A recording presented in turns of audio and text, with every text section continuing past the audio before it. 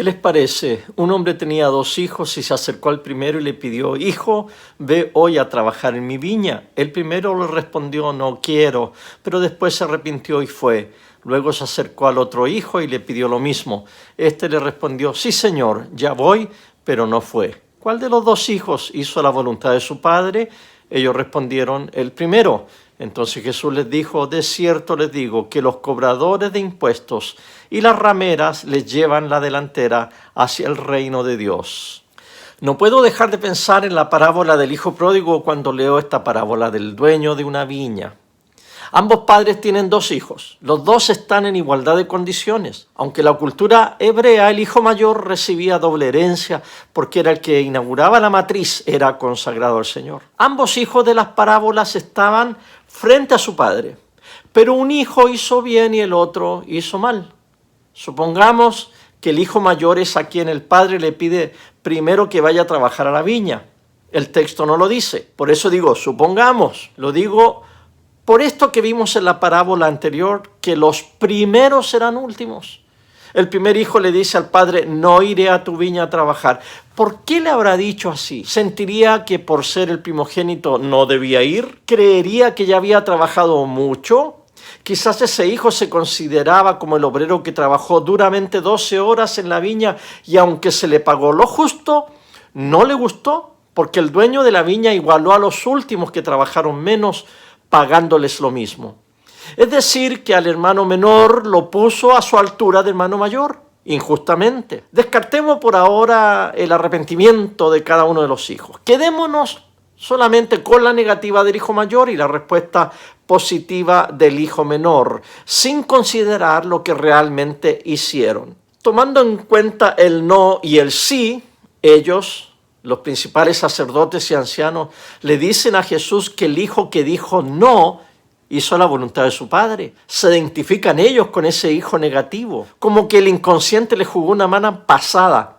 A la pregunta: ¿cuál de los 2 hijos hizo la voluntad del padre?, podrían haber respondido igual que a la pregunta anterior: no lo sabemos, pero espontáneamente se identificaron o se escudaron en la respuesta del primer hijo. Quizás estos principales sacerdotes del judaísmo, estos ancianos, estos hijos mayores, primogénitos, primeros en la viña del Señor, se sentían con la autoridad de corregir a Dios mismo y responderle negativamente. Responder como Pedro: Señor, que no te acontezca tal cosa.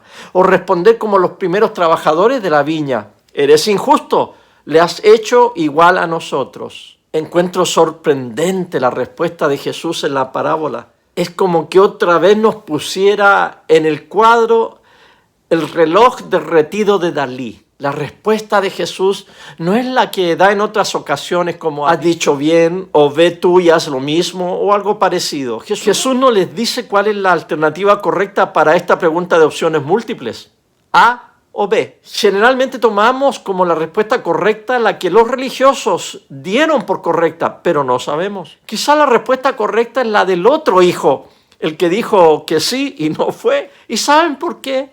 Porque quizás es ahí donde la gracia de Dios se manifiesta en su plenitud, en aquellos que con todo gusto aceptan a Jesús, se rinden a Jesús, le dicen sí, y Dios lo recibe. Se goza con esa actitud del pecador.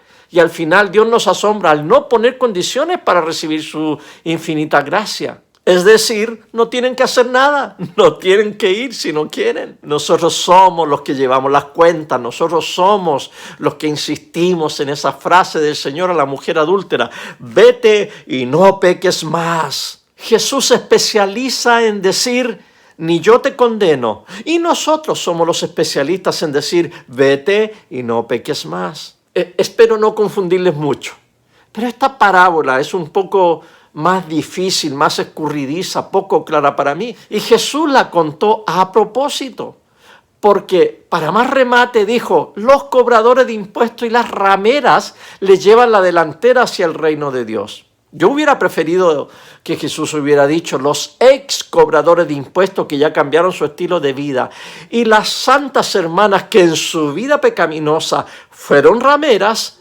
les llevan la delantera hacia el reino de Dios. No tergiversen mis opiniones. Yo creo en el arrepentimiento, en la restitución y en el cambio de vida que ocurre cuando una persona le dice sí a Jesús, pero a veces quedo totalmente descolocado con la magnitud de la gracia del Señor que acepta hasta al más vil pecador.